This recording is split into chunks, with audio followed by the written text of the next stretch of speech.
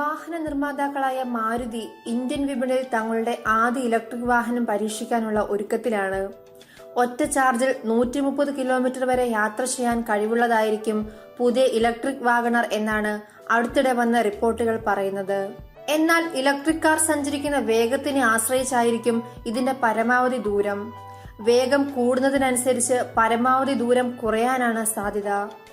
Maruti WagonR ഇലക്ട്രിക്കിന് 130 കിലോമീറ്ററിൽ കൂടുതൽ ദൂരം സഞ്ചരിക്കാനുള്ള ശേഷിയുണ്ടെന്ന് ARI automotive research association of India സാക്ഷ്യപ്പെടുത്തുന്നു. പുത്തൻ ഇലക്ട്രിക് വാഗണർ എത്തുന്നത് DC ഫാസ്റ്റ് ചാർജിംഗ് സംവിധാനത്തോടെ ആയിരിക്കുമെന്ന് മുൻപ് റിപ്പോർട്ടുകൾ വന്നിരുന്നു. വാഹനത്തിലെ AC ചാർജിങ്ങിന് പുറമെയാണിത്. AC ചാർജിംഗ് മുഖേന 7 മണിക്കൂറായിരിക്കും പുതിയ വാഗണറിൽ മുഴുവനായി ചാർജ് കയറാൻ വേണ്ടിവരുന്ന സമയം. എന്നാൽ വെറും 1 മണിക്കൂറിനുള്ളിൽ തന്നെ 80% കയറാൻ ശേഷിയുള്ളതാണ് DC ചാർജിംഗ് സംവിധാനം.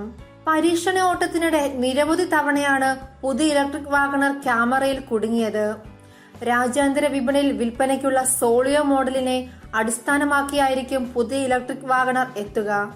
ഇന്ത്യയിൽ ഇലക്ട്രിക് വാഗണറിന്റെ 50 ആദ്യ മാതൃകകളെ പരീക്ഷിക്കാൻ ഒരുങ്ങുകയാണ് മാരുതി.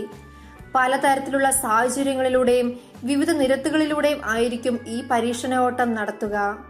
നിലവിലുള്ള വാഗണറിലെ ഒട്ടുമിക്ക ഫീച്ചറുകളും ഉൾക്കൊണ്ടായിരിക്കും പുതിയ ഇലക്ട്രിക് വാഗണറും എത്തുക. ആപ്പിൾ കാർപ്ലേ, ആൻഡ്രോയിഡ് ഓട്ടോ എന്നീ സംവിധാനങ്ങൾ ഈ ഹാച്ച്ബാക്കിലുണ്ടാവും. ABS, EBD, ബാക്ക് പാർക്കിംഗ് ക്യാമറയും സെൻസറുകളും, ഹൈസ്പീഡ് അലേർട്ട് സംവിധാനം, seat belt reminder, isofix child seat മൗണ്ടുകൾ എന്നിവയായിരിക്കും സുരക്ഷാ ക്രമീകരണങ്ങൾ. ഗവൺമെന്റ് അവതരിപ്പിക്കുന്ന ഫെയിം 2 പദ്ധതിയുടെ കീഴിൽ വരുന്നതിനാൽ ഇതുപ്രകാരമുള്ള എല്ലാ ആനുകൂല്യങ്ങളും പുത്തൻ വാഗണറിന് ലഭിക്കും.